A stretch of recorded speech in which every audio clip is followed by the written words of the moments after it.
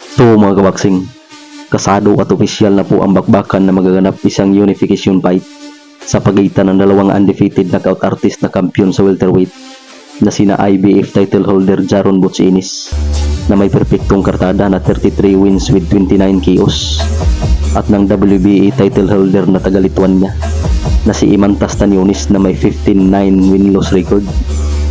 Ang nasabing bakbakan mga kabaksing ay papatak ngayong darating na April 12 sa Jim Whelan Boardwalk Hall sa Atlantic City sa New Jersey.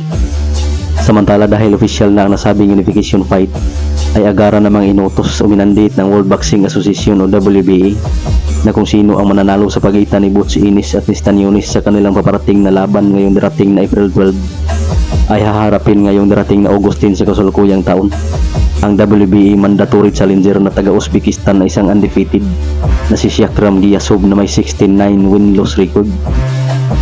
Samantalang speaking of kasado mga kabaksing ay official na din po ang bakbakan na dapat sana'y noon pa nangyari sa pagitan ni Chris Eubank Jr. at ni Conor Benn. Ang kanilang bakbakan ay bilang headline sa kauna-unahang Ring Magazine card na gaganapin ngayong darating na April 26 sa Tottenham Stadium sa bansang London.